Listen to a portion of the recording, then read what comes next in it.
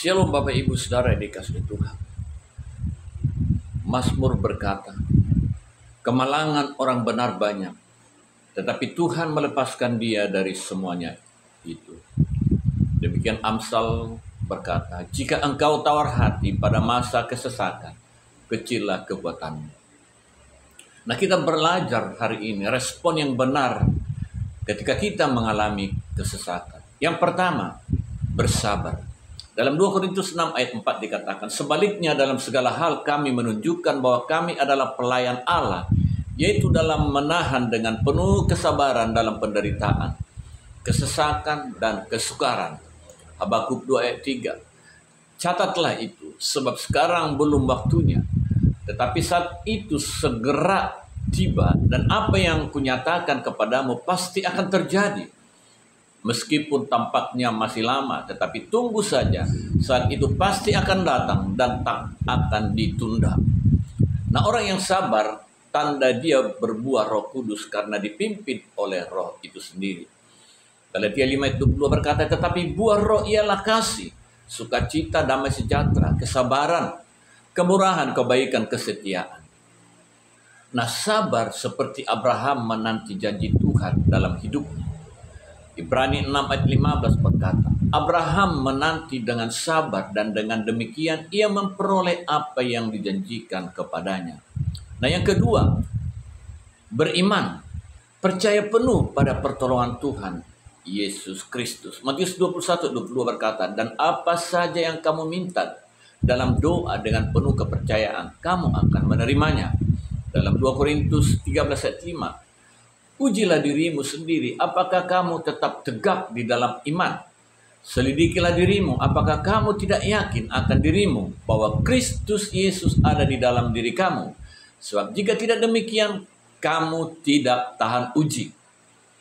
Nah, jangan bimbang sedikit pun dalam iman kita kepada Tuhan. Yakobus 1 ayat 6, hendaklah ia memintanya dalam iman, dan sama sekali jangan bimbang. Sebab orang yang bimbang sama dengan gelombang laut yang diombang-ambingkan kian kemari oleh angin.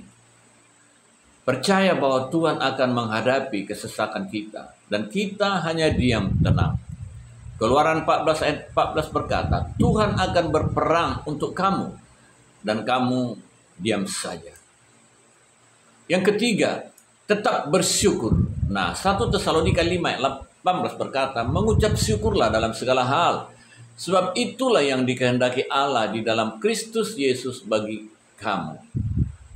Bersyukur tanpa orang yang menyerahkan hidupnya pada kedaulatan kuasa Tuhan. Dalam kesesakan hidup tetaplah bersukacita, berpengharapan pada Tuhan, bersabar menunggu waktunya Tuhan, serta tetap bertekun dalam doa. Dalam Roma 12 ayat 12 berkata, bersukacitalah dalam pengharapan, sabarlah dalam kesesakan, dan bertekunlah di dalam doa. Ayub mengalami kesesakan yang luar biasa. Harta kekayaannya dirampas, anak-anaknya mati semua.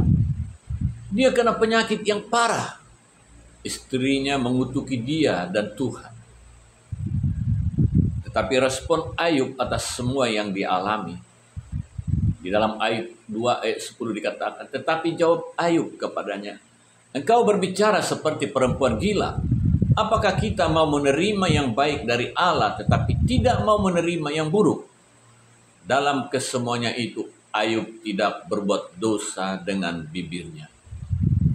Selalu bersukacitalah dalam Tuhan. Kesesakan itu pasti akan terjadi. Namun Habakuk berkata, sekalipun pohon ara tidak berbunga, pohon anggur tidak berbuah, hasil pohon zaitun mengecewakan, sekalipun ladang-ladang tidak menghasilkan bahan makanan, kambing domba terhalau dari kurungan, dan tidak ada lembu sapi dalam kandang, namun aku akan bersorak-sorai di dalam Tuhan, beria-ria di dalam Allah yang menyelamatkan aku. Saudaraku, jangan takut pada kesesakan yang terbatas, tetapi fokus pada pertolongan Tuhan yang tidak terbatas. Hari-hari ini kita melihat situasi dan kondisi yang terjadi dalam dunia. tidak baik-baik saja. Nubuatan Alkitab satu demi satu digenapi. Gempa bumi yang baru-baru ini terjadi di Bangladesh, di mana sampai ribuan orang meninggal dunia. Kita tidak tahu apa yang akan terjadi buat bangsa kita. Kita sebagai umat Tuhan, kita tetap tekun berdoa, menyerahkan hidup kita sepenuhnya kepada Tuhan. Kesesakan demi kesesakan bisa saja terjadi dalam kehidupan kita, tapi pertolongan Tuhan selalu sempurna. Haleluya, Tuhan Yesus memberkati.